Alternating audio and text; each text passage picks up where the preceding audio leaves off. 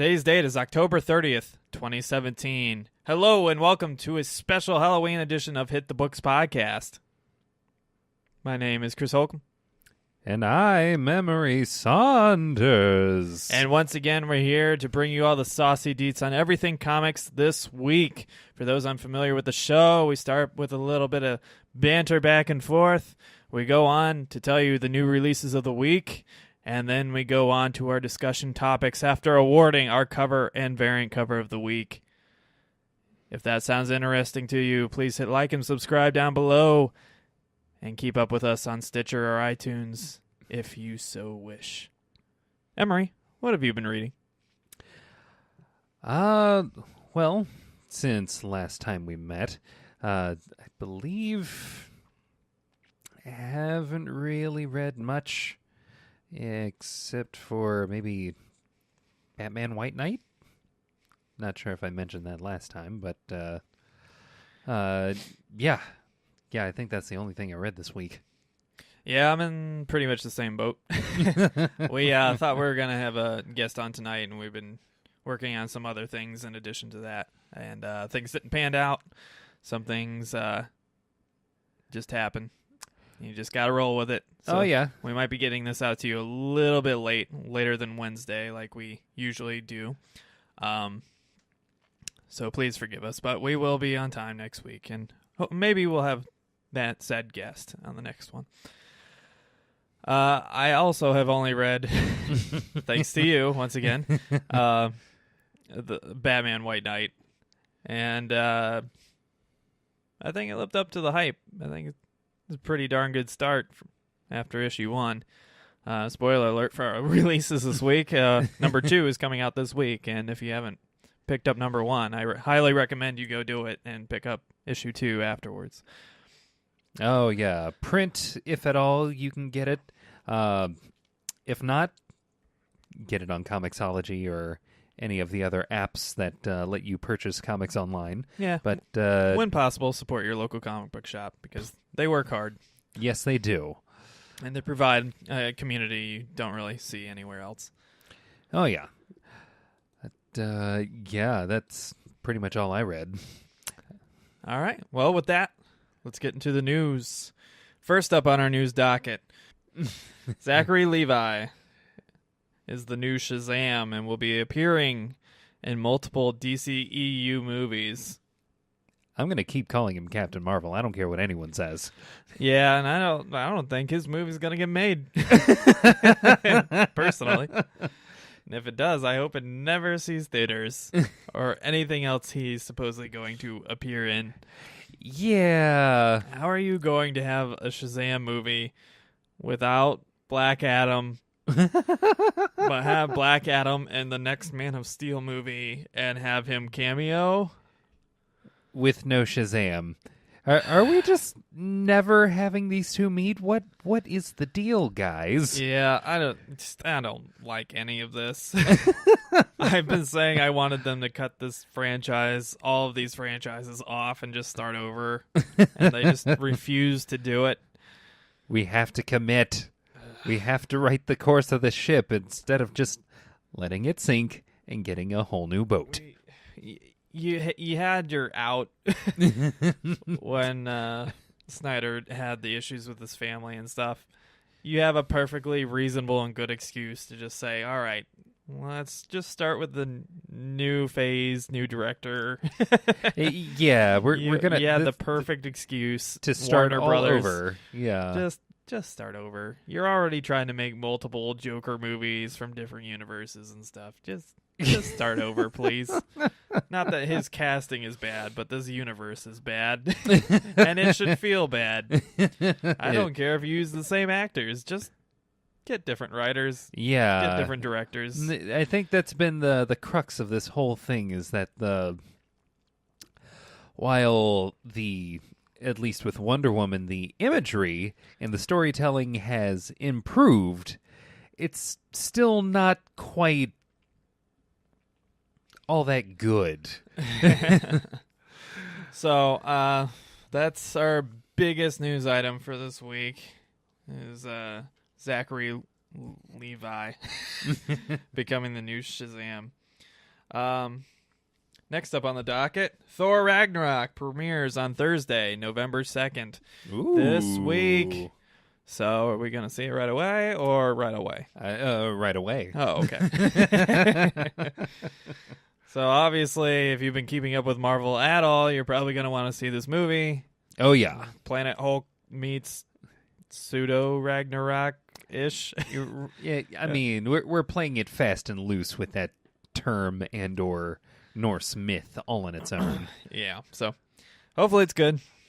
Previews and stuff all sound pretty much what you'd expect from a Marvel movie. Super hyped.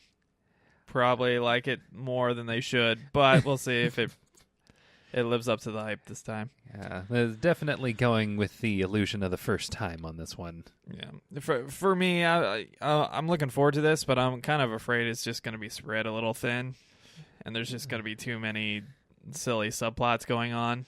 And it's not going to be a Thor movie whatsoever. Potentially a whole lot of style and little to no substance, maybe. Yeah, so I don't know. Guardians of the Galaxy, super overhyped. Spider-Man Homecoming lived up to the hype. Yeah. We'll see if they can round out the year with another living up to the hype, or if it falls somewhere in between, as I expect. It's like actually making a good Thor movie. Yeah, and I get like the aesthetic that everybody seems to be going with, trying to appeal to 80s kids. But I feel like that you should have done that like 5 years ago. Yeah, I feel like that should have been the approach from Jump Street like with Thor. Yeah, like the hipsters are starting to dress in 80s style, and the cars are becoming boxy again. You do realize Like the on 80s were purpose? one of the ugliest and most like unattractive, unfashionable decades in United States history. Everything was boxy. Everything had shoulder pads. You know, it's funny. Like you could, everything was gaudy and untasteful. you could see what should have been a clear transition from the 70s to the 90s, but then the 80s happened, and just like, guys, why? So I don't know. I just hope it's not coming back, because I really don't. You know, I love the show Stranger Things, for example, but especially in the second season, which is really good, by the way. If you haven't watched Stranger Things, you should watch it on Netflix. But the second season especially was trying to prod and poke your 80s sentiment, you know. Right. I was born 91, so You kind of missed the boat on that one. I was behind on everything, so I grew up with like the last phase of the 80s stuff in my life. Right. But I feel like they're trying too hard to appeal to the wrong generations, you know. 80s kids are getting on in their 30s now. Yeah. And I feel like you should have done this, you know, a few years ago. Right. I feel like it's the 90s kids you probably want to look at now, but you're going to jump on that ship way too late, too. I don't know. We'll wait till another X-Men movie for that one. Oh, give it to Marvel, please. Please. Yeah, Fox, you did a good job. You did an honorable job. You had a few bad ones in there, but for the most part, you pulled it off. Just give it back. Yeah. You're done. You had a great run. You made plenty of money. We as intriguing as New Mutants looks, we don't need it. Yeah. Granted, their TV shows are pretty good, I guess. So a lot better than I wish they were. I just wanted to go back to Marvel. Yeah. Next on our list, the third item, we have Peyton List replacing Maggie Gyllenhaal, who replaced Claire Foley in the role of Poison Ivy on the show Gotham for season 4. So they have now had 3 Poison Ivies, 1 younger one, and then 2 older ones. Are we just going with find girl with red hair and put her in this thing? They don't even have red hair. At least not naturally. Oh, God. Wait, but why, though? I don't know. Maybe they didn't get along with the director. I don't know. I guess. It's just, like, I don't understand why they can't keep one person to play this role that isn't even all that major. Have you kept up with Gotham at all?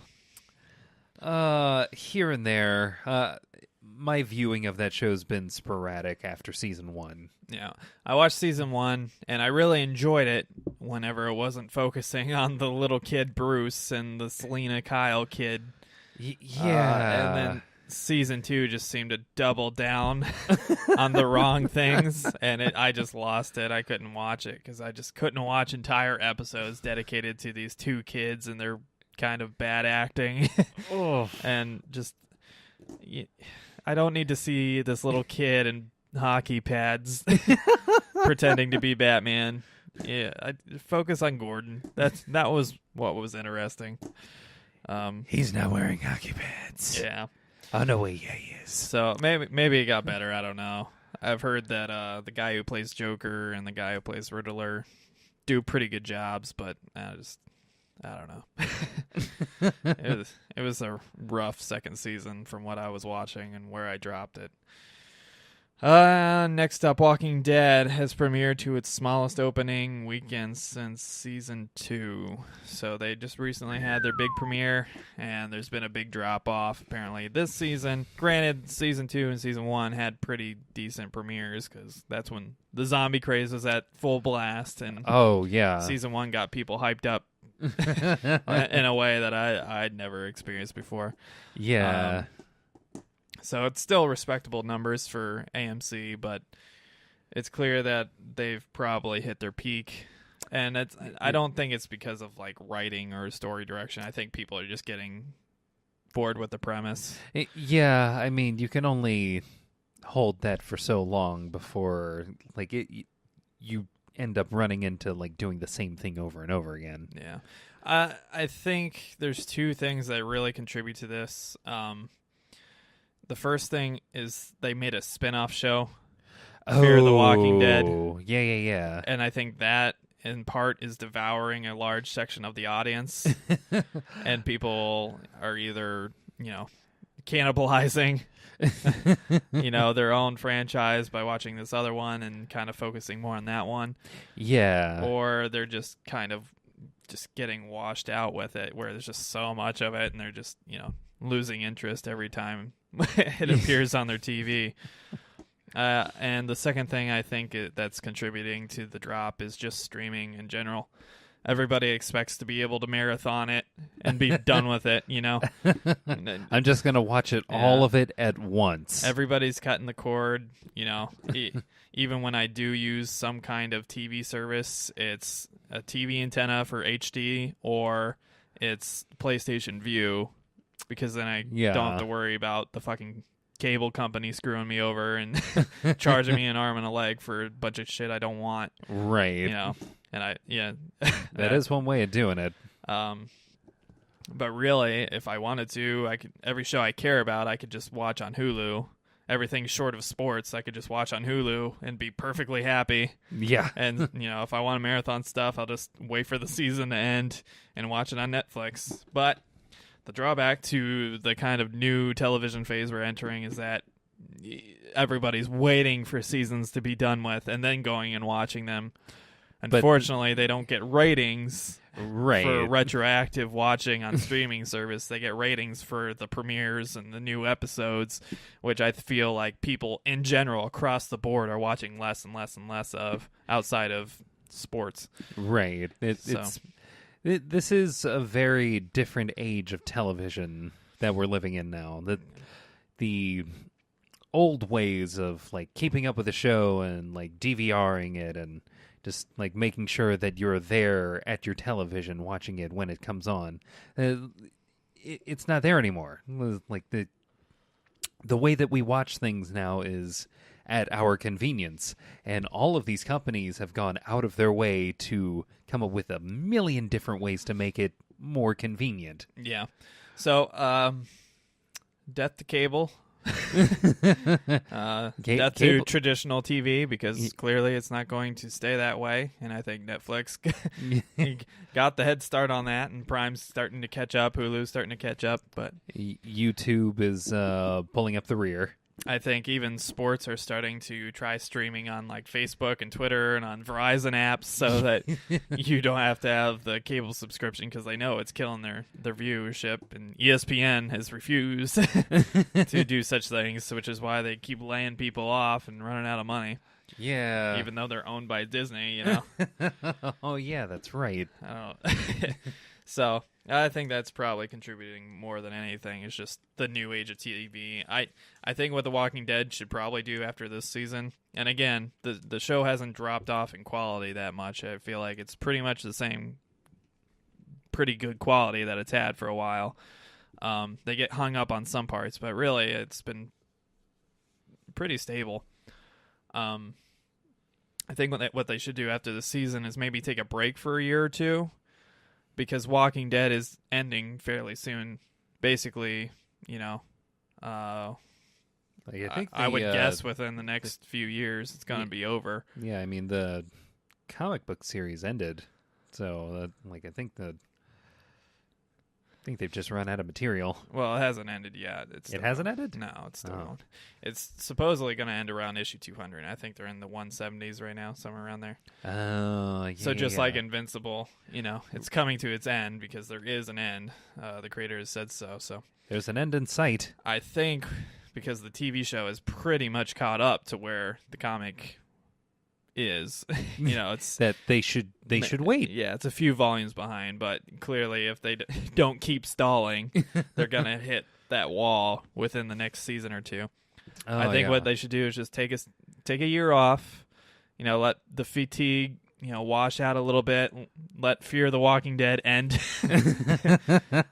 because it's the inferior product in my opinion. And while it is inferior, it is the one that's untethered to an actual graphic novel. Yeah, which, well, to an extent, because it's in the same world. And yeah. Let that wash out a little bit and wait for the comic to either end or get to the point where it's about to end, and then let the last 2 seasons or last 3 seasons finally just do their thing and close it all out. Yeah. I would even say film it all at once and just release it year by year. Just be like, film it. You know, we're going to film this whole thing. Once the books are finished, write out the last 2 or 3 seasons and film them all and let the actors go do their own thing while they sit on their haunches and watch TV work. And if you need reshoots for some reason, you have reshoots. Yeah. You don't have to worry about anybody dying in real life. You know, all your characters will still be there because you've already filmed it. So let's free up these actors. Specifically, let's free up Norman Reedus. Yeah, I feel like more TV and movie projects should do this, especially when you already know what the end is going to be. What the end is going to be and what actors are going to want to do more projects and stuff in the future. It's the Lord of the Rings approach. Yeah, you know Walking Dead is not going to drop significantly in ratings in the next season or 2. Right. Beyond the point where it wouldn't be worth the production cost. So just produce it all at once and knock it out, man. Yeah. That's what I say. Smaller shows, riskier shows. I understand. But for this one, it's your headlining show right now on your network. You might as well just wait a year and then record everything and then release it all. You know? Right. Actually, in that year off, that would give them a perfect opportunity to maybe try out some other shows. Yeah, exactly. Which they have been doing. I'll give AMC credit. Yeah. They're one of the few networks that keeps trying new stuff and without just outright canceling good shows like a certain beloved show we can think of on NBC. Save Constantine. Save Constantine. # Save Constantine. Synchronized sigh. That's how much it hurts. And that, my friends, is the news. So, what books are we going to be hitting this week? Spooky week. Oh, Emery, I thought you'd never ask. All right. Man, I can't talk today. Fuck. I'm going to be cutting so much shit out of this episode. All right. Let's get these covers up. Now, folks, we have a light haul this week. I'm guessing just because the holidays are coming around. We have Halloween this week, and then we have Thanksgiving in a few weeks from now, and then Christmas is not too far away. And people are going to start putting up lights and harassing you with holiday music at the mall, and you're just never going to escape it. But until we get to that dreadful point, let's bring up these spooky, scary comic books. All right. First up, from DC Comics, we have Bane Conquest, number 7. Bane? Conquest. Want to be a conquest. We have Batman, number 34. We have Batman, the Devastator, number 1. Metal. It's so metal. Oh my god. We have our aforementioned Batman White Knight, number 2. And they are releasing a second printing of number 1 this week. So if you haven't got a chance to read it, you might as well pick up the second print and read them all together. Why not? Yeah. Do it. And Nightwing is in it. And he's not getting his ass kicked. What a concept. That's because he's not the focus. Next, we have Black Lightning, Cold Dead Hands, number 1. We said it before. You don't have to call him Black Lightning. You could just call him Lightning. His lightning's blue. His uniform is blue. Like for the only thing black is his skin. Right. You don't have to point it out. the skin that you only see from the neck up. Just call him Lightning. Right. Or anything. Vulcan. Something that, like, clearly, like, we have to point out he's black. We have to do it. Oh.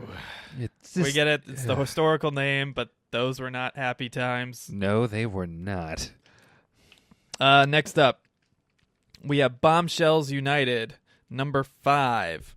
We have Cyborg, number 18. Notice, not Black Cyborg, just Cyborg. Just Cyborg.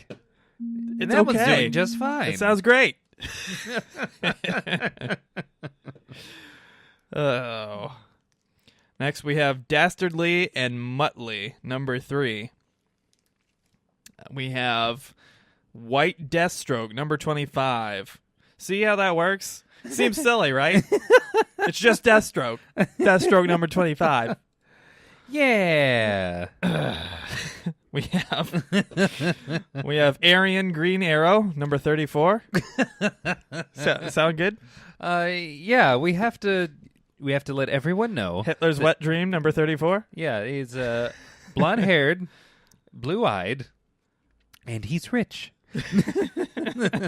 Clearly, he's superior.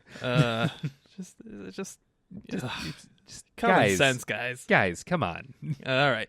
Green Arrow, number 34. I'll stop riding you. We have Green Lanterns, number 34. Oh, yeah, we could have been bad about this one. That'd be a long one, though. Yeah, it would. We have Harley and Ivy meet Betty and Veronica, number 2. Archie tie-in. We have Injustice 2, number 13. We have The Jetsons, number 1. And it's not your friendly cartoony Jetsons. It's very much like the Scooby-Doo Apocalypse comic that's been going on. Here come the Jetsons. Fuck yeah. We have Justice League, number 32. We have Nightwing getting his ass kicked yet again on the cover of number 32. They keep doing it. DC just hates Nightwing. Why? They keep trying to kill him. We have Superman, number 34. And that wraps up our DC releases. From Marvel Comics, we have Astonishing X-Men, number 5. We have Avengers, number 673, Legacy. We have Black Bolt, number 7. Just to make sure you guys aren't confused, Black Bolt is not a character who happens to be black and has the word black in the name of his title. Yeah, his uniform actually has some black on it. Oh, yeah. Yeah. And he's a white sort of non-human guy who lives on the moon. I'm pretty sure they don't see skin color on the moon. They have other things that they determine superiority by. Yeah.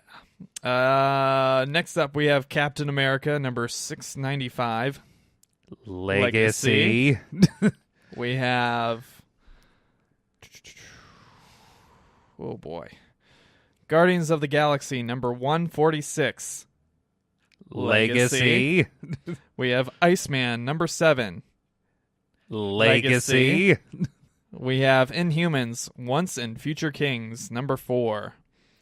We have Iron Fist, number 74. Legacy.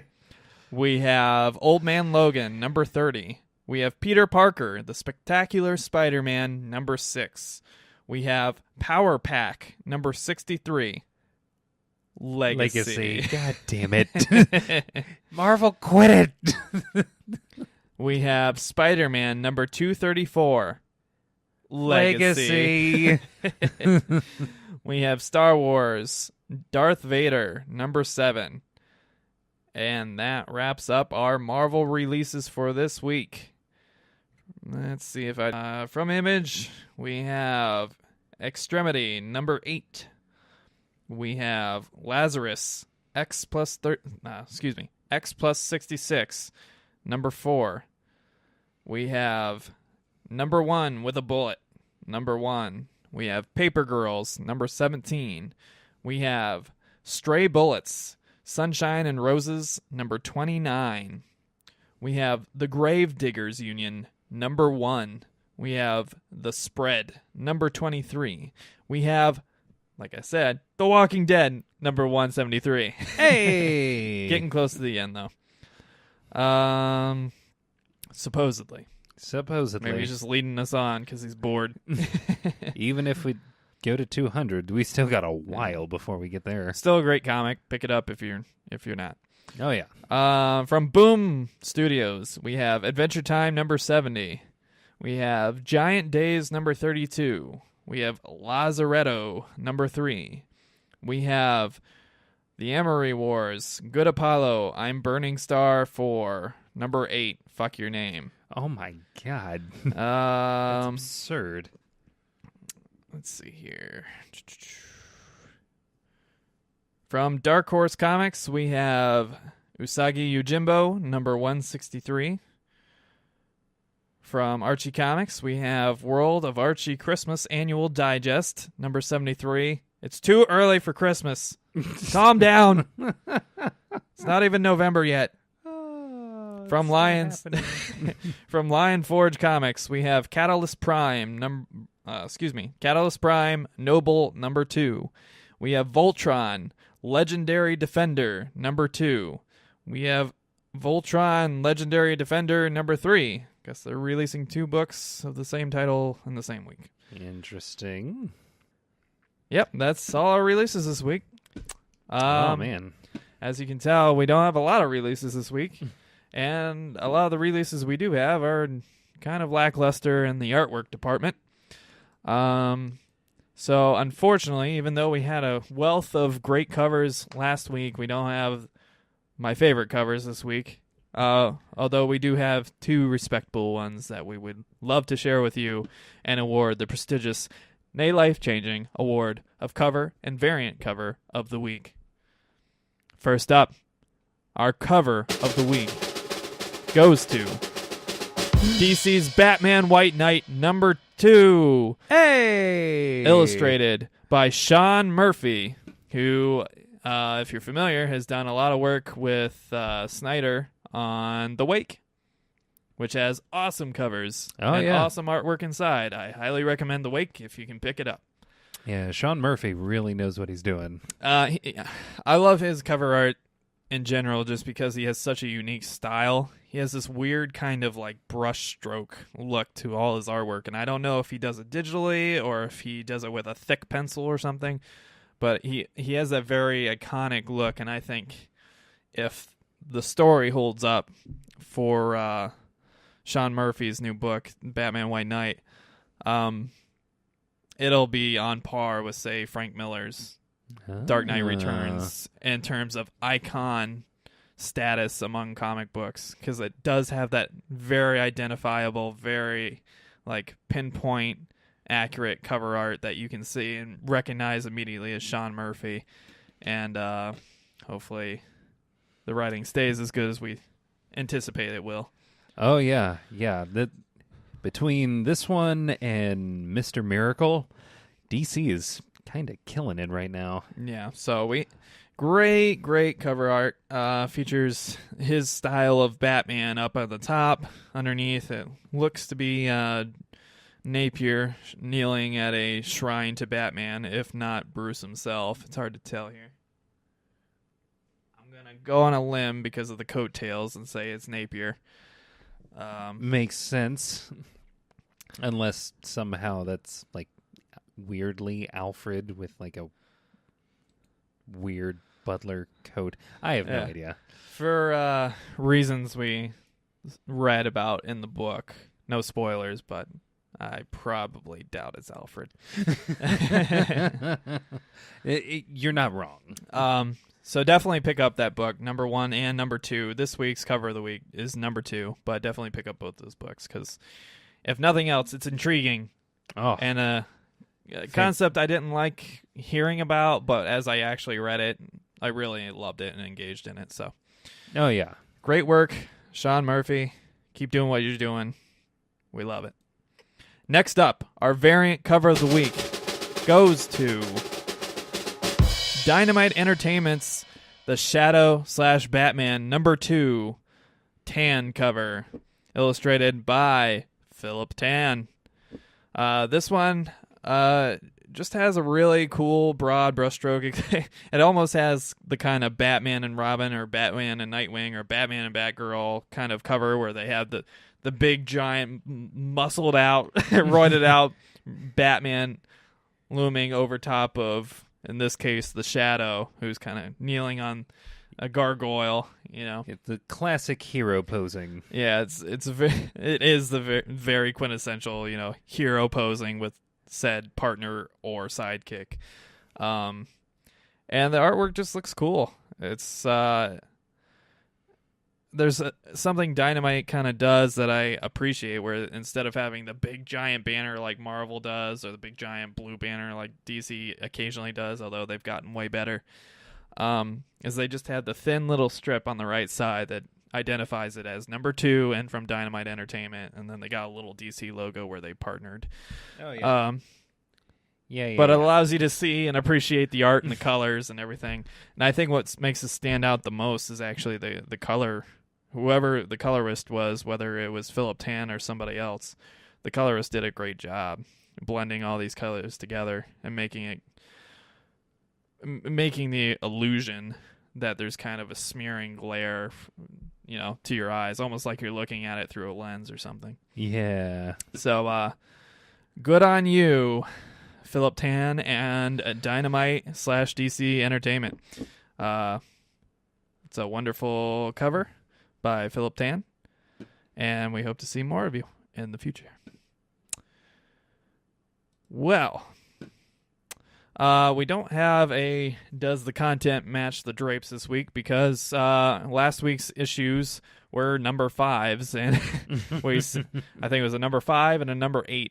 So we didn't have enough time to get caught up enough to the content to say whether that was true or not, but we might address it next week if we can get caught up to it. Oh yeah. And since this week's are 2 number 2s and we've already read one of them, I'm pretty sure we're gonna let you know. That'll be much easier to do for us. Yeah, so we will let you know. Did the cover and variant cover of the week match the content? Did the drapes match the content? Next week, you can probably bet White Knight will make it. That's probably a safe bet there. Oh, yeah. For our new friends out there, this is the part of the show where we each discuss a topic of our choosing about the world of comics. Emery, what's your topic? Today's topic is going to be sidekicks. That one thing that even if you're not really into superheroes or superhero comic books, the concept of a sidekick will be instantly familiar to you. Like, Batman and Robin are too huge to not be known to have worked together. Yeah.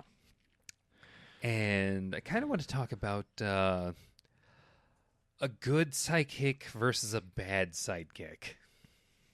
I think we've alluded to this a little bit with our previous discussions. I think in episode 7, where we talked a lot about which was the best Robin.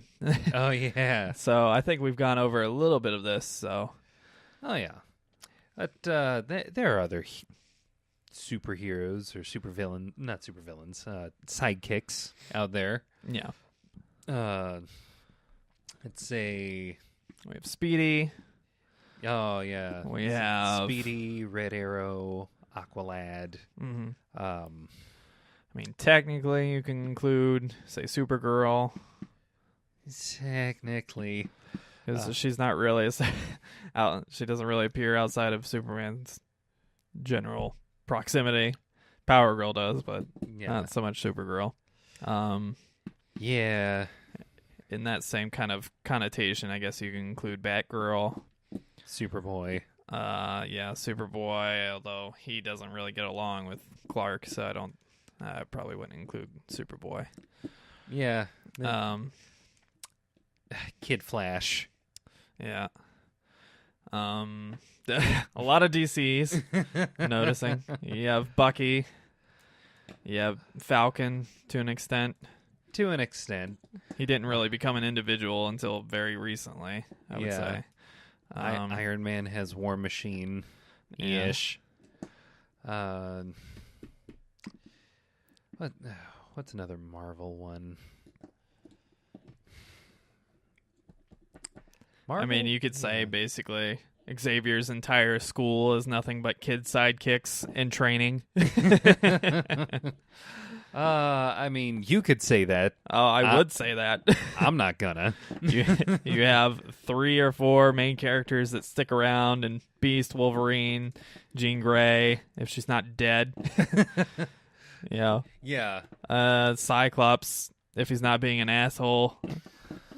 And then you have the random interchangeable children that Xavier weaponizes to save the world. I would say that's a sidekick. Yeah. You have all of the Robins. All of the Robins. You could step into Teenage Mutant Ninja Turtles territory and say that every single turtle is a sidekick to Splinter. Or you'd say, what's the hockey guy's name? Casey Jones. Casey Jones. Yeah, he's a nice little tag along. But yeah, there's plenty to choose from, depending on how refined you want to call a sidekick. Oh, yeah. Is a sidekick only the child, the teenager that tags along and tries not to screw things up?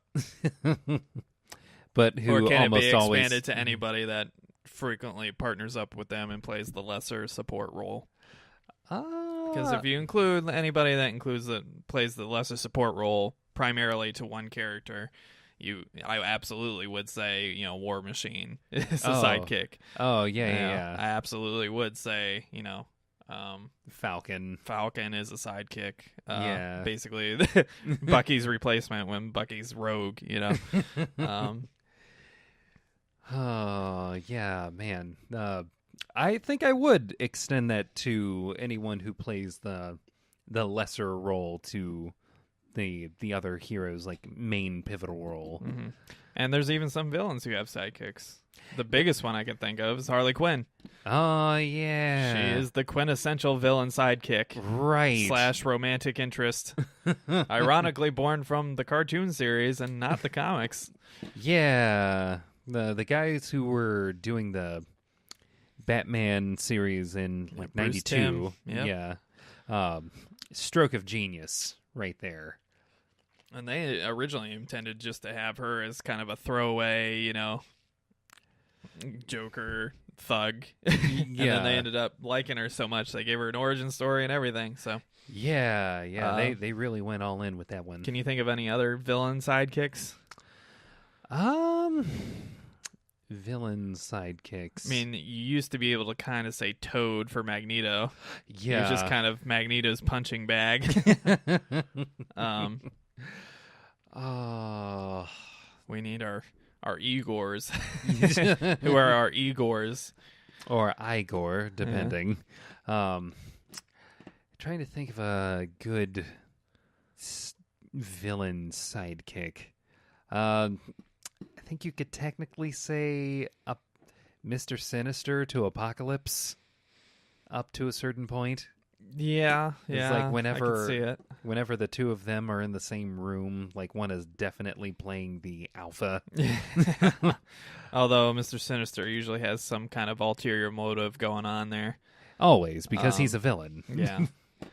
I mean, there's plenty I can think of outside of comic books, but I'm having trouble trying to think of the comic book examples outside of the ones we mentioned.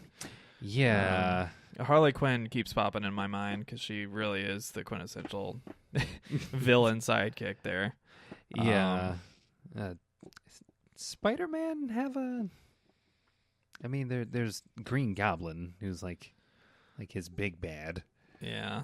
I was thinking maybe his son. Yeah. Kinda. I think that's more of like an inherited role type of thing. Yeah, that makes more sense. Let's see here. There's got to be something. Yeah. I'm coming up dry, but I yeah. feel like there's a lot more than I'm thinking of. Yeah. There's got to be more out there. There's the security girl that always protects Lex Luthor. Yeah, Mercy Graves. Yeah. There's got to be more. Reverse Flash doesn't have one.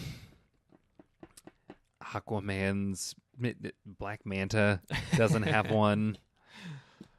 I was about to say Orm Marius, but no, Black Manta is his big bad. Yeah. Zod's got an army, essentially. Yeah, He's got, I was like what's her he's got name? a couple of sidekicks. Yeah, he's got two at least. He's like usually Ursa and Ursa, Ron. yeah. So Zod's a big one. He's got two sidekicks Yeah, / soldiers. yeah. The Red Skull, maybe. No, I mean, you can include every Nazi as a sidekick. And maybe we should have made a list before we recorded. I'm gonna have to cut a lot of stuff. Yeah, So- they are. So, what makes a good or bad sidekick? Using the definition that it's anybody who plays a lesser support role to a primary character very, very frequently, or is more known for doing that than being their own individual character. Oh yeah, yeah. I would say the primary thing would be that their shining moment revolves around them helping the main hero, Yeah. as opposed to being a spotlight stealer. Mm-hmm. Characters that fit this description most frequently are the Robins. Oh, every single one of them. So occasionally, some of the Batgirls. Nightwing every once in a while, although he's kind of finally gotten away Yeah. when he's not getting his ass beat on the cover. Harley Quinn for a villain. War Machine for Iron Man. I mean, there's Bucky for Captain America. Speedy, Kid Flash. Yeah.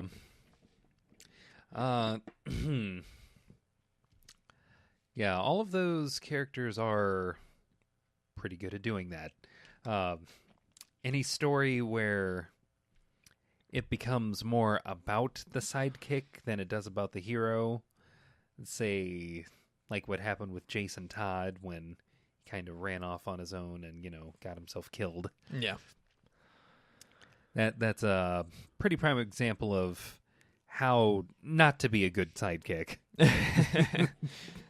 Well, he was already pretty bad at being a sidekick. That's a fair point. Hence the reason he was voted to death.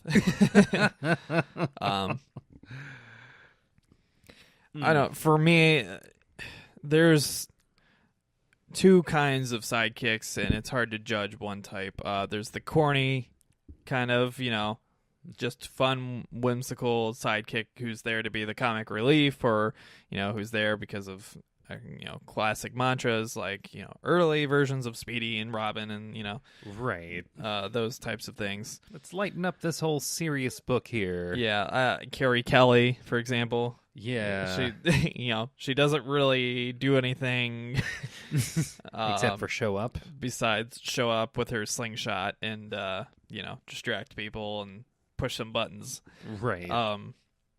And provide comic relief to an otherwise very text heavy, satire heavy comic.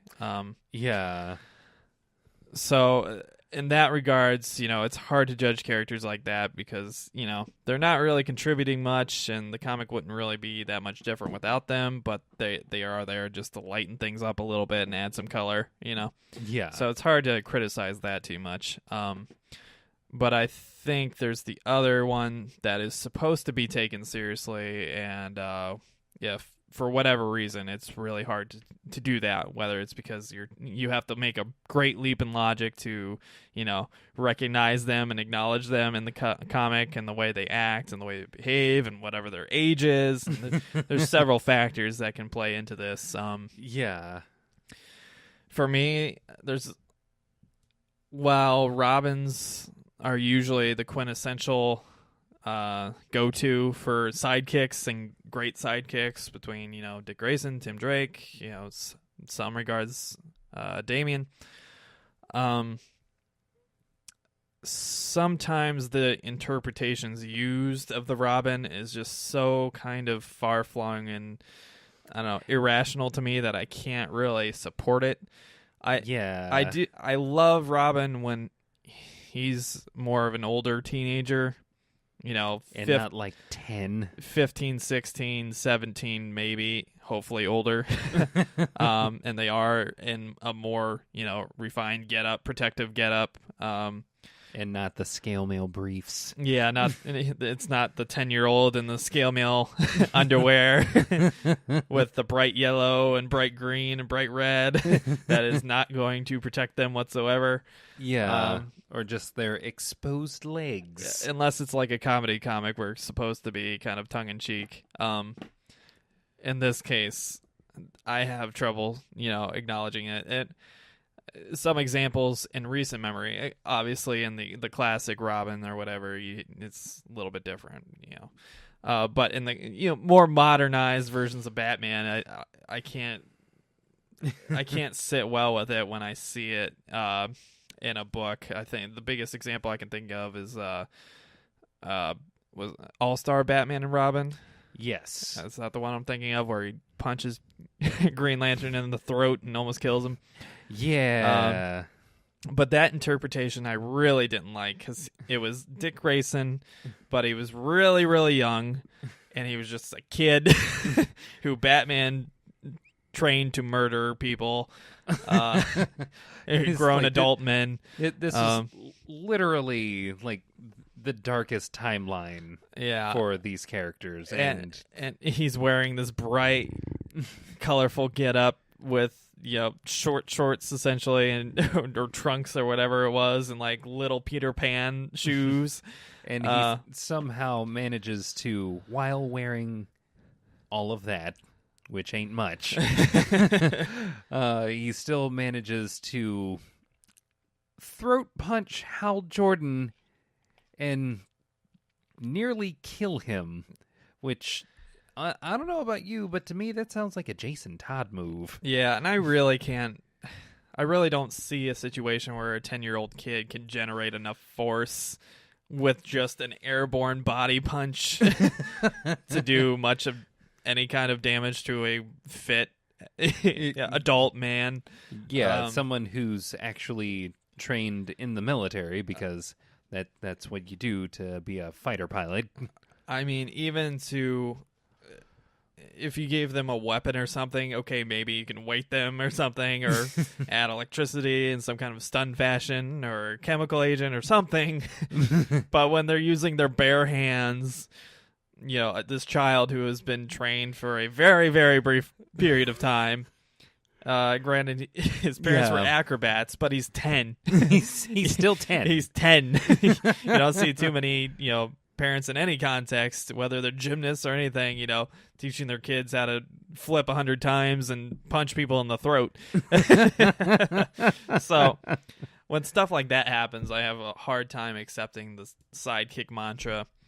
I think another thing that really brings it down for me is the outfit. If the outfit is ridiculous, in addition to the age, it really hurts it. Like Robin again.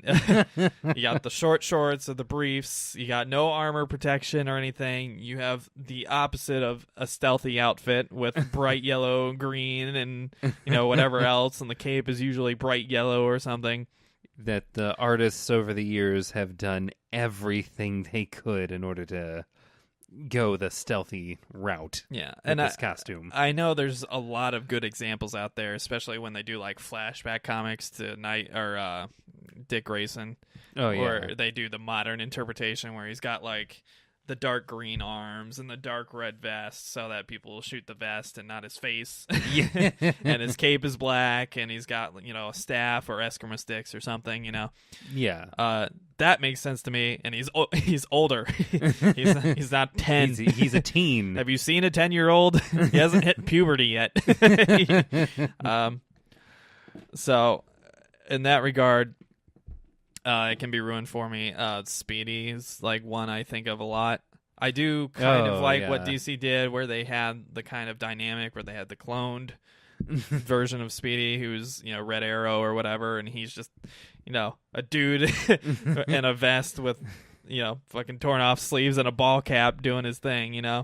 It's like he's basically just an archer sniper. Yeah, but then when you have the traditional Speedy, who's just a bright red eyesore, he's just this little kid with a bow and arrow, Green Arrow himself is not the most believable character to begin with. Then you add this extra function of a Speedy. It's like, instead of a green one, how about a red, smaller one? There's some dynamics there. And I think the final thing that a sidekick character needs to have, especially in modern-day comics, to be relevant or likable to me is character depth, which we got into during our What Makes a Character Great and What Makes a Character Bad segments in previous weeks. But if your side character doesn't have any depth, they just kind of appear out of the blue and they're just suddenly good at everything with very minimal trading, that's where I draw the line. With Miles Dick Morales, I'm looking at you. Yeah, with Dick, you kind of have the, I'm acrobatic and stuff, and then Bruce let him, figure out who killed his family, basically, and without training him or revealing his secret, and then eventually he agreed to train him, and after a year or so of training, he finally said, okay, you're up to snuff, let's do this. With other characters, not so much. With Jason Todd, you just saw him stealing his hubcaps and like, hey, kid, you got some grit. Let's go do this. And then you had Tim Drake, who had no martial arts training whatsoever and was just smart. It's just like, I figured out you're Batman. He's like, okay, all right, you want a job? Take this staff and hit people. I'm going to train you in a dank, dark cave. Yeah. With Damian Wayne, you kind of have, like, yes, he grew up with, Ra's al Ghul and, Talia and, so he's got... the League of Assassins, his job was to kill. Yeah, he's... Period. He's got some training on that end. Although I hate the interpretation that he is, again, a 10-year-old going around murdering people. With a sword. Not that a 10-year-old couldn't possibly murder somebody, but... It's much less believable. Yeah, it's a little silly. I don't know. He's just better when he's a teen. Yeah, it just feel like older teen. I mean, an adult couldn't just kick this kid out of the way or something, you know? Again, hasn't even hit puberty. So I like Weighing Damien all when of he's a little 95 bit older. pounds. Yeah. So yeah, there's got to be some kind of character depth with Dick. You have his parents being murdered, you know, for a mob strike. Yeah, the circus thing is a little corny in modern day interpretations, but there are still, Yeah, you know, circuses are still a thing, people. there's still children, usually Romani children, who grow up in that sort of lifestyle. So it's not unheard of, but it's a little less relevant today. Yeah, only a little. And Jason Todd, he's just kind of a kid. He's got parents, you know, they're there. Apparently, they're bad parents. As Red Bad Hood, enough. he's interesting because he was murdered. But that's about it. Tim Drake, again, like, he's intelligent. He figured things out, but, like, his backstory, to me at least, doesn't have that much depth. It's what he does after he gets the mantle that makes him more interesting. Yeah. Damian Wayne, you have that root with Talia and Bruce, so obviously there's something there, regardless of what you do with him, but he has something you can work with. Speedy, you have, you know, the drug addiction, and then the, you know, kidnapping and cloning, which I like the things that resulted from this, you know, with, you know, Red Arrow and his dynamic with the original Speedy and, you know, rescuing him and, you know, all these different things, but I don't understand why of all the superheroes you would clone the sidekick who shoots a bow and arrow. I feel like if you were going to clone any of the superheroes, you know, it might be more like Superboy, where he's half Kryptonian and he can do some damage. Yeah, he comes out of Powerhouse, as opposed to a kid who can shoot real good. I'm pretty sure anybody can be trained to shoot a bow and arrow as long as you have, you know, limbs and eyes. I don't see why. I don't know if maybe it was an infiltration thing. I don't know, but I don't know. I don't really remember that storyline too well, but I don't really see a great reason to do it beyond like infiltration. I mean, it's kind of silly. I think one of the things that made specifically Speedy with his drug addiction, I would say that was something that made him both a good and a bad sidekick. How so? I would say that it made him a good sidekick in that he became the focus for a little bit, but it more became the focus on how does Green Arrow deal with a drug-addicted sidekick. Yeah. And this was at the height of, I believe this is at the height of what was going on in like the 80s and 90s. Yeah, I think it was the like late 70s when it came out, so right before the war on drugs really got going. Yeah, the war on drugs was happening. So we decided right after the hippie phase, as it bled into the more conservative war on drugs age of the 80s. Yeah, and I think they actually ended up giving that character like AIDS or something as a result. Yeah, they might have. I don't remember. Yeah, these are things that definitely got retconned over time because although they've been kind of brought back. I mean, Arrow has kind of a CW light version of this happening with his younger sister. Yeah. They've had Speedy. It's so cringeworthy. I mean, they've made allusions to different things, like Roy Harper having an issue with a needle messing him up real bad. Yeah. Speedy, the one that he actually calls Speedy, his sister, because he definitely had one of those in the comics. She's the one with the drug addiction or former drug addiction, and then you know what? I could talk about the issue with her all day. I'm not gonna.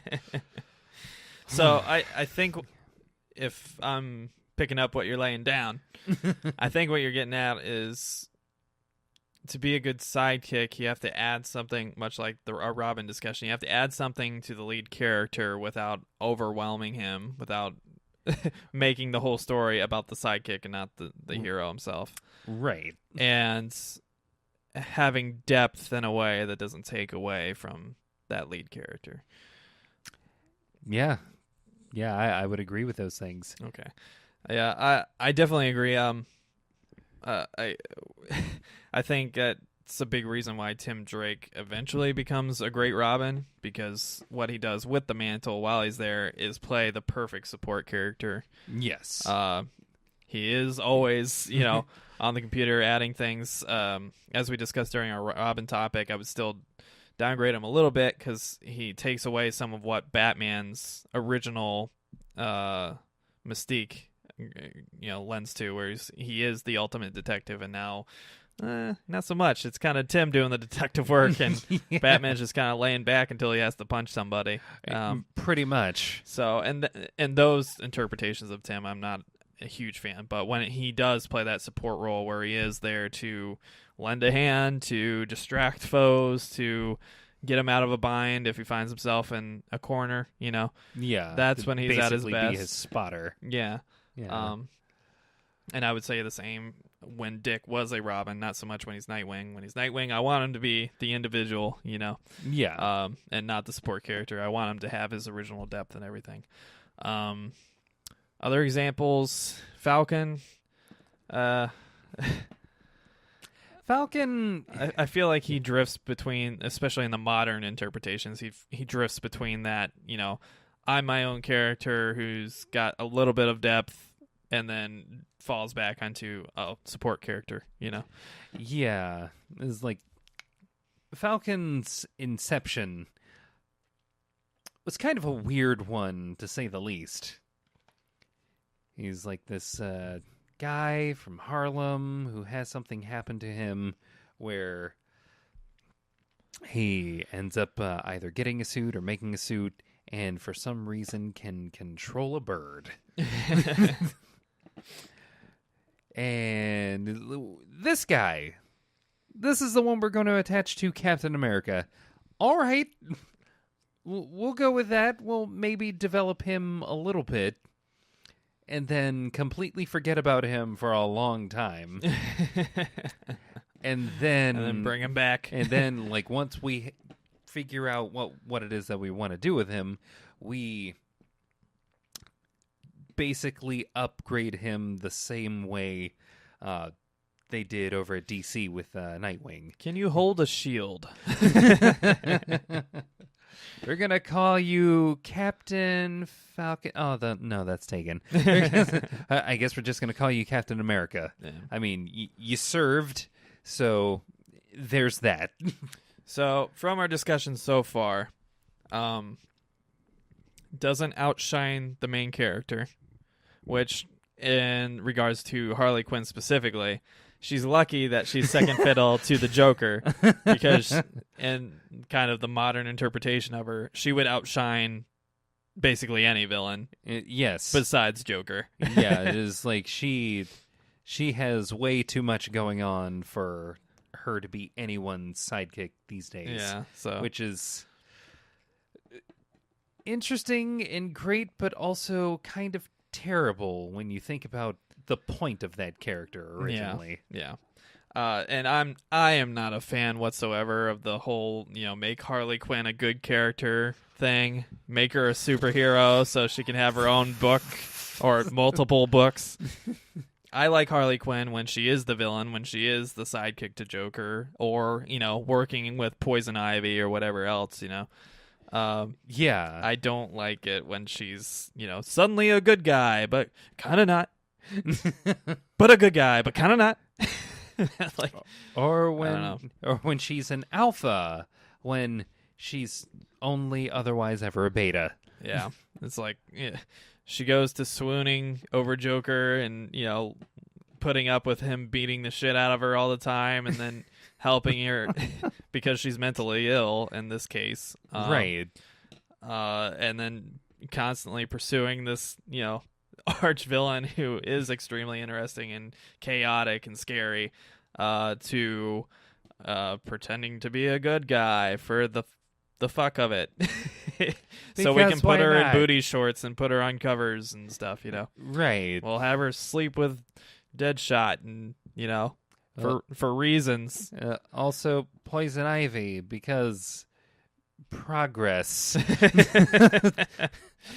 I believe that's called exploitation. Only a little.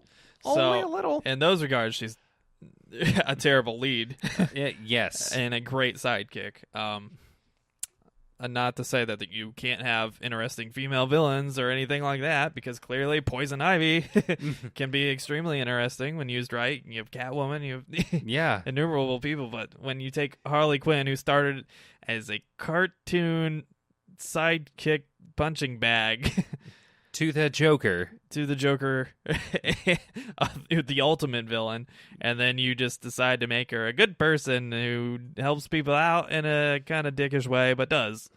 That's I don't like that interpretation as much. It's weak. Yeah, it's a little bit weak. I like her better as a villain. If Joker's locked up or missing, and she's just tearing through town trying to find him and killing people and whatever else, I think that's way cooler and way scarier. I don't know. That should be her shtick if ever the Joker is not within like 10 feet of her. Yeah.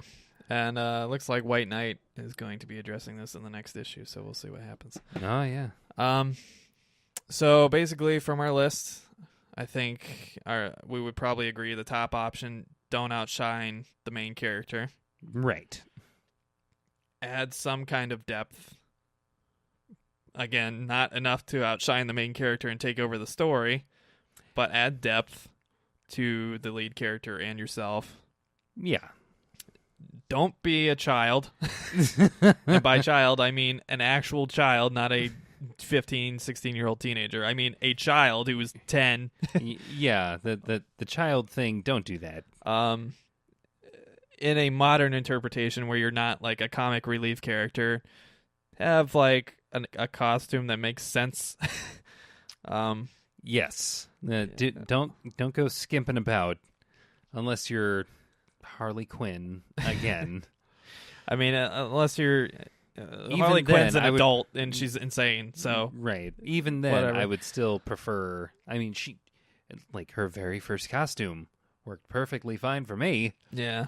I'm not like a costume like purist. I don't care if they change her or whatever, give you eye candy or whatever, because at least you can say, A, she's insane. She doesn't care about bullets. She'll wear whatever the hell she wants, and she's a grown adult. Yeah. Not a adopted child who a grown man is going to throw to the wolves in scaled underwear. After leaving him for God knows how many hours in a cave. Yeah, with a butler. Bad man. You got some splaining to do. I think that's pretty much everything we wanted to hit. Is that about right? Yeah. Yeah. And from that, we've clearly discerned that it doesn't take much. Which means that if you somehow manage to fail at being a good sidekick, man, go back to the drawing board. So, without further ado, let's get into the next topic. Ooh. My topic is, as you could have guessed, Halloween themed. Halloween. Once again, Halloween is right around the corner, technically on Tuesday, but yeah, we're celebrating now. Yeah. Emery and I celebrated, both dressed up, and went a little bar trick-or-treating. Yes, we did. I'll show you the pictures here. Notice our Gambit and Nightwing costumes. Yep, as our favorites. I thought it would be fun for Halloween to discuss what our favorite Halloween memories are. Not necessarily exclusively about comics, but you could talk about Halloween specials, whether comics or TV shows or cartoons or whatever growing up. Favorite costume you got to wear. Favorite trick or treating memory or anything like that. Okay. favorite pumpkin you've carved. I don't know. To start us off, I really enjoyed making my costume this year. Oh yeah.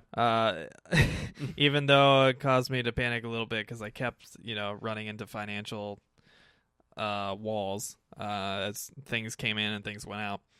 But my original idea was to get a leather Nightwing, bike jacket because I ride motorcycles and stuff. And have the logo across the shoulders and stuff. And I was going to make my own Eskrima sticks, which I did. Get a mask of some sort, some kind of domino mask. I got one. It's kind of big. I wish I could have trimmed it down before Halloween, but I had some military jump boots in my closet from a while ago. So I was able to throw those on with some black jeans and a utility belt and stuff, and add pouches and all that good stuff, and go out and rock the town with my leather jacket over my Nightwing logo on a t-shirt because I couldn't afford the jacket. That was one of the more fun experiences for me in any kind of costume context. Prior to that, I grew up, a fairly poor kid. I usually had the same costume for 5 to 6 years. Just kept rocking and then it. once I hit puberty, my mom was like, "All right, you're done," because clearly you're going to grow too fast to save a costume, and I was 11. Doing 11, 12, so the growth spurt years. You're close to not being able to trick or treat anyway. So, and I got pretty tall pretty quick, even though I didn't really grow after that. I got to 5'10", 5'11", and just stopped.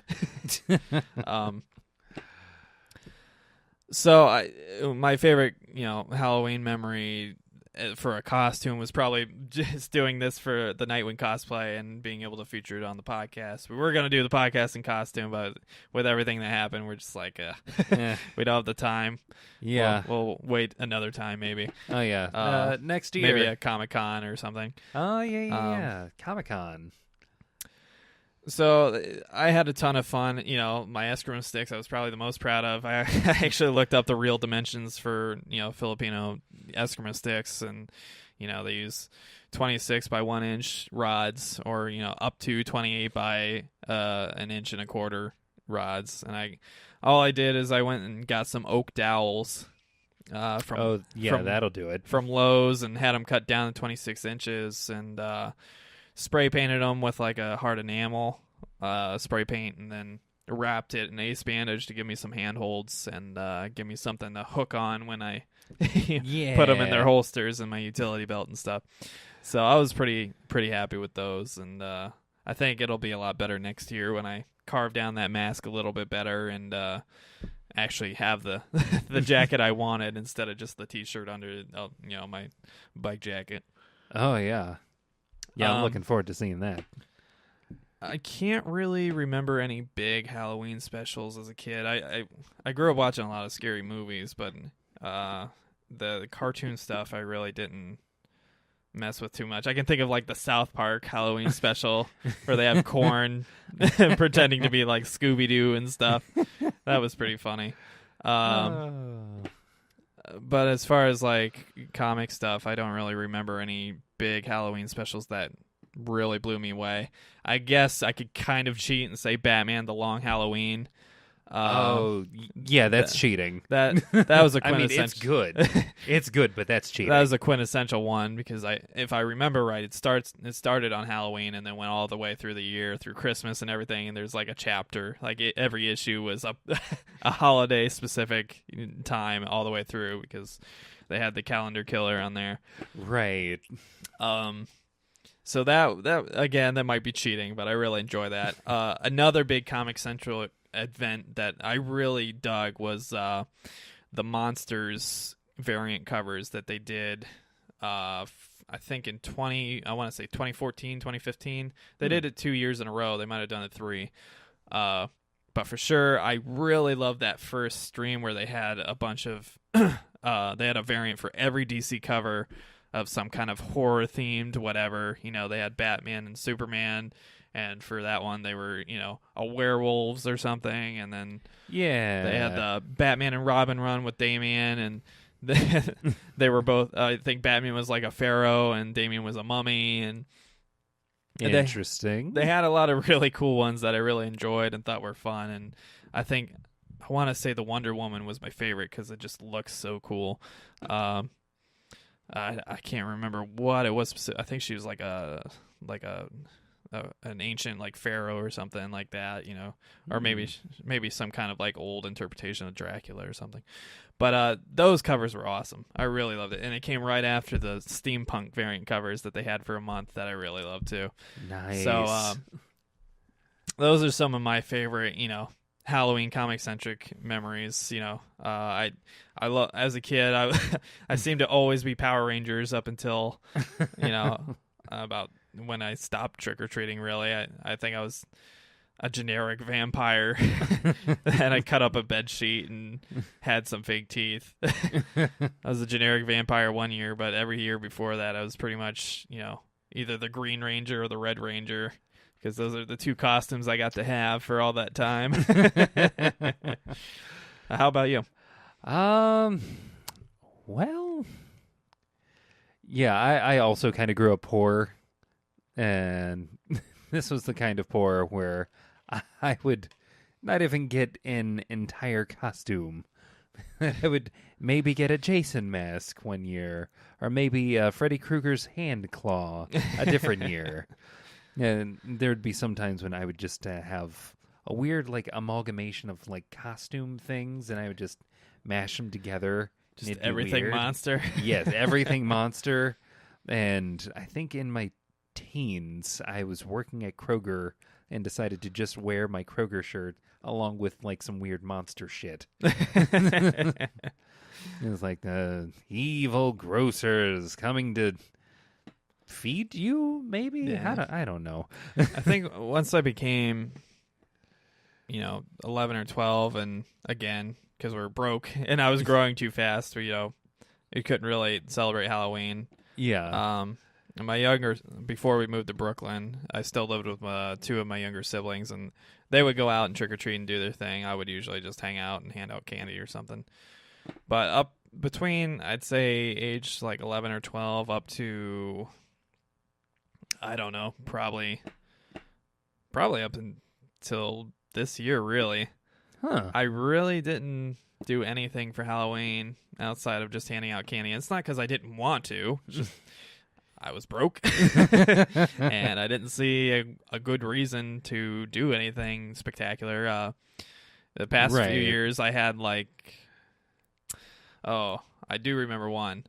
Past few years, I had like a Batman mask that I got on sale after Halloween. It was the Tim Burton, full Batman mask with the yellow on.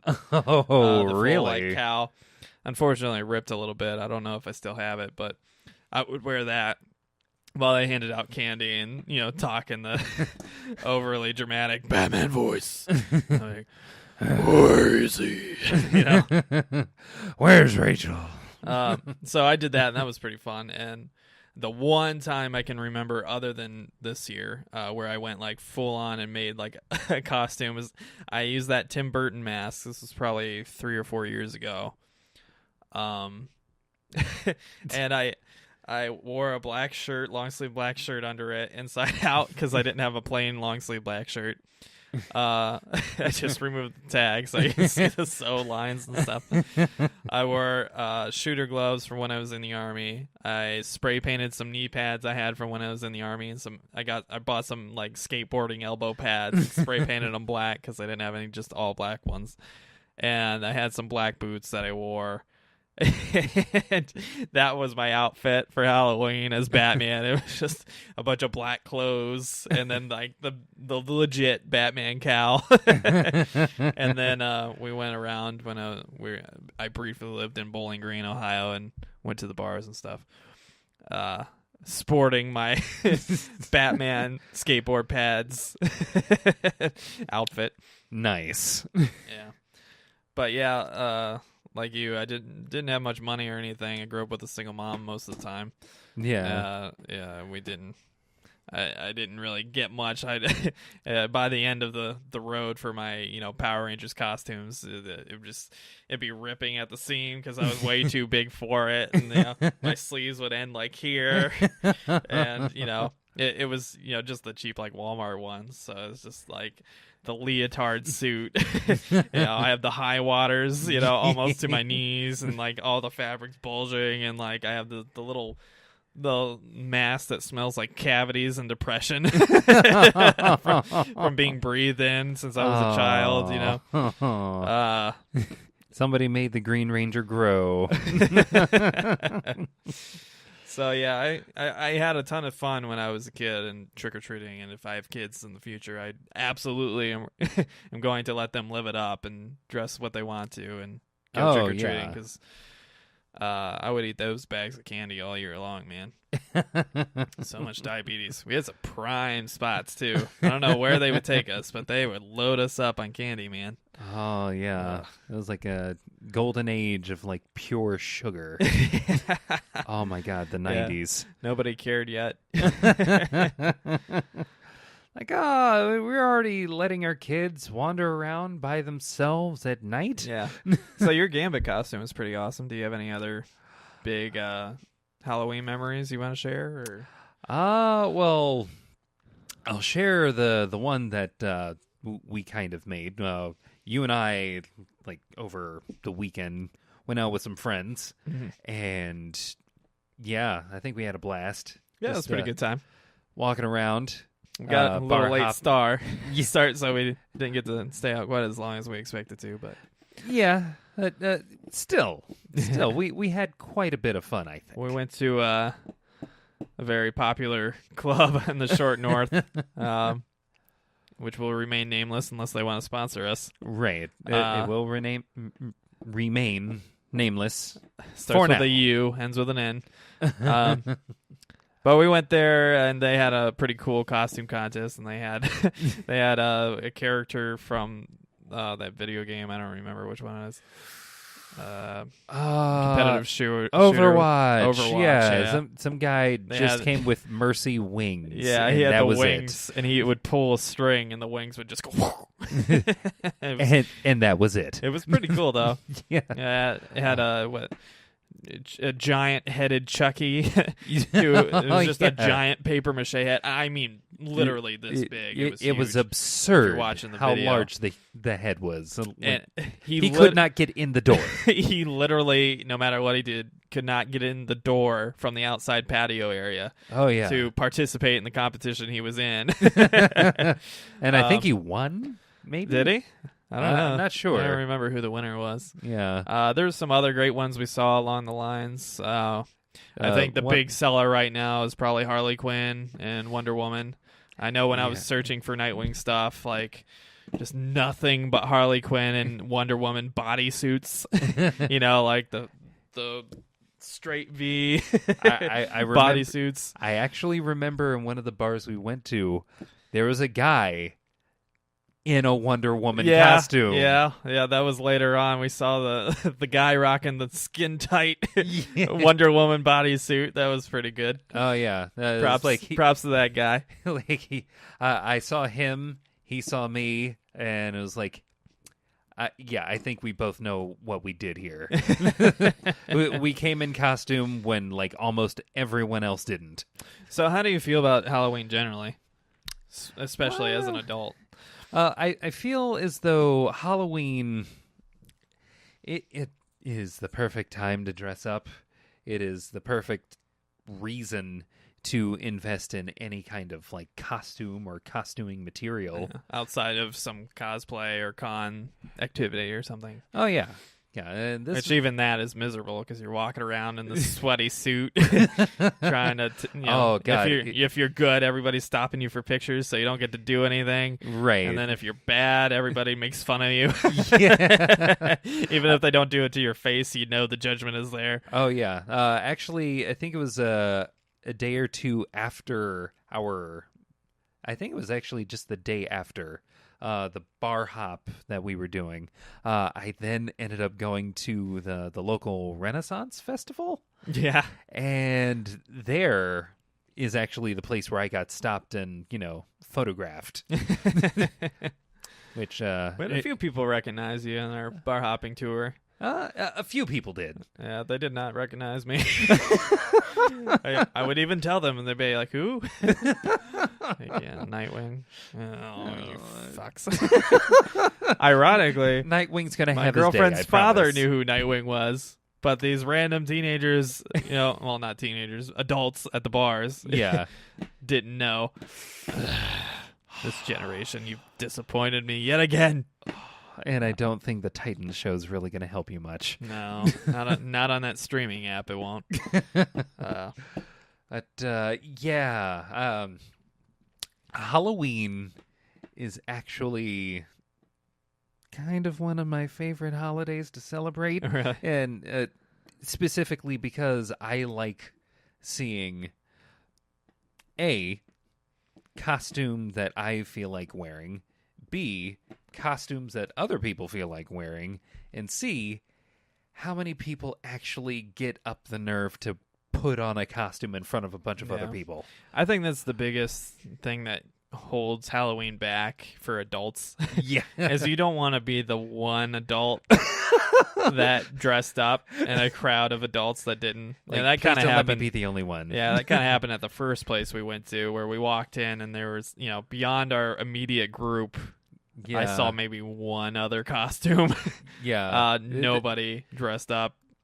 Actually, at that first bar, this was a fun thing.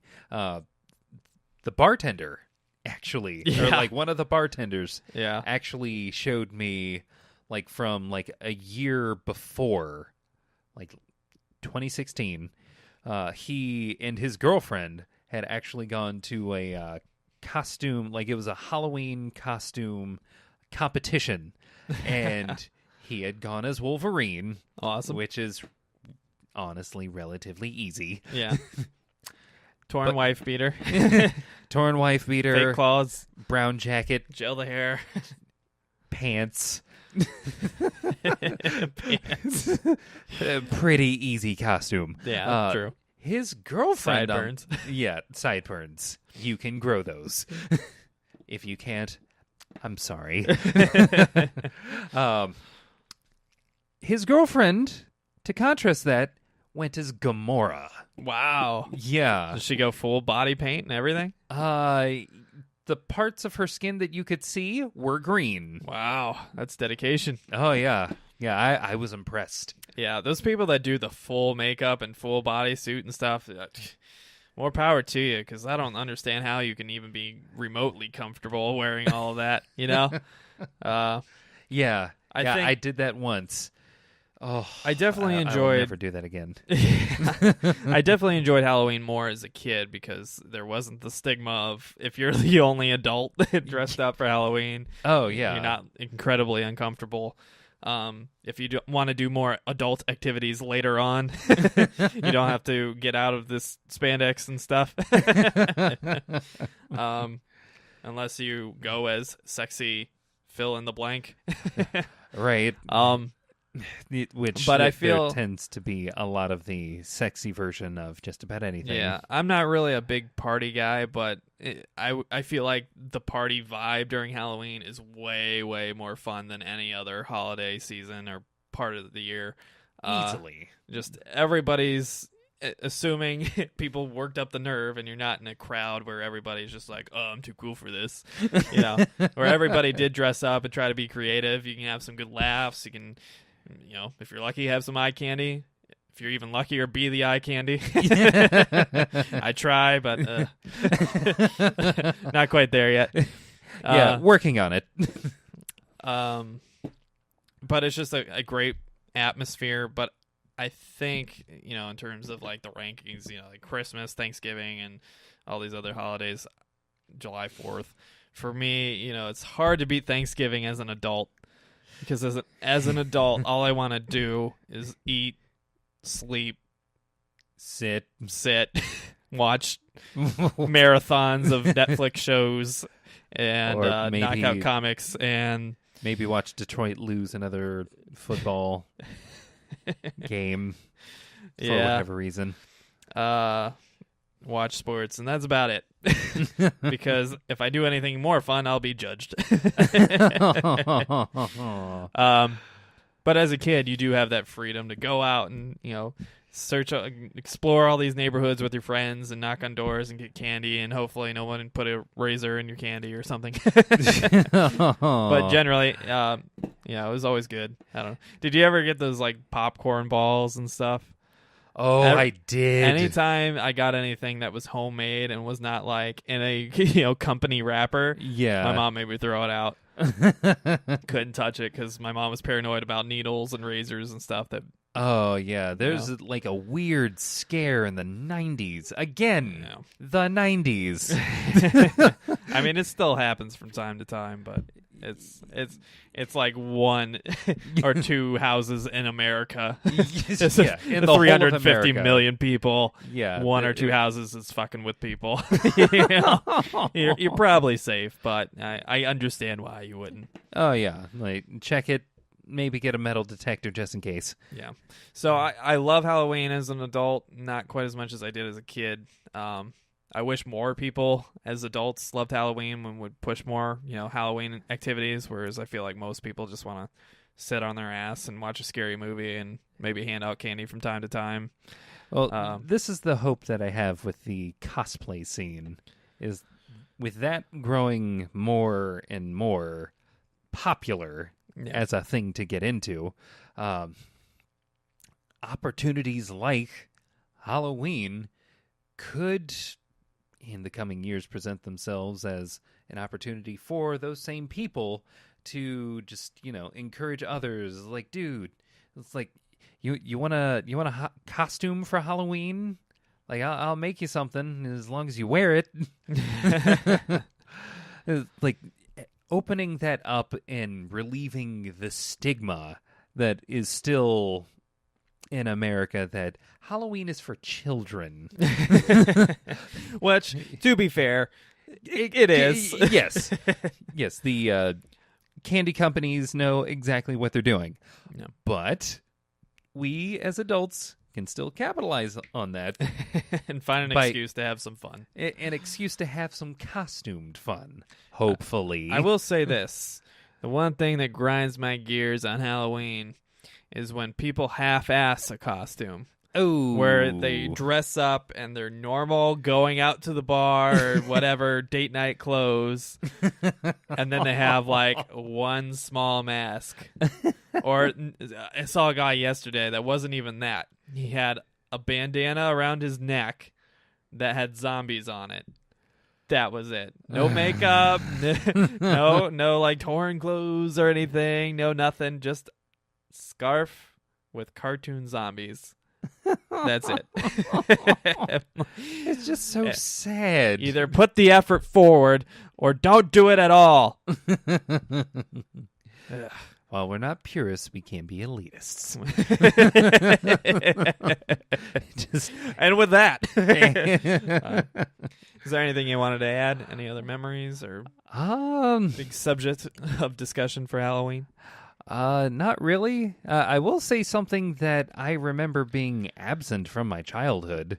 With a lot of the superhero shows that I remember growing up on, I really don't remember any of those shows really embracing Halloween as a thing. Yeah, I think, at least in the United States, Halloween has kind of a iffy history. Like a weird rap because going on with it. Especially, more in the 80s and early 90s, there was still a very strong kind of religious stigma to Halloween for specific groups, especially in like the Midwest and the South, where you could, like, I remember my grandmother refused to let my younger cousins, watch Harry Potter because there was witchcraft in it, that sort of thing. And it's unfortunate because then, they miss out on a big cultural activity that's fun and harmless, Yeah. But in those more kind of older, more, strict religious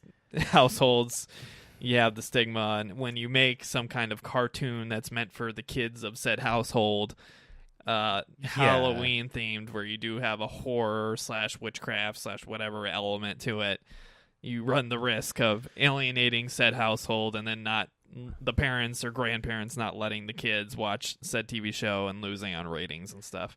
Right. So I think there's a little bit of that, especially in the United States, where there is a very strong religious core, or at least there was, especially in the late 80s, early 90s. Yeah, It's definitely lessened up a lot since the Bible Belt days, but yeah. Now it's a more kind of progressive, we forward-thinking. We can do Halloween things now.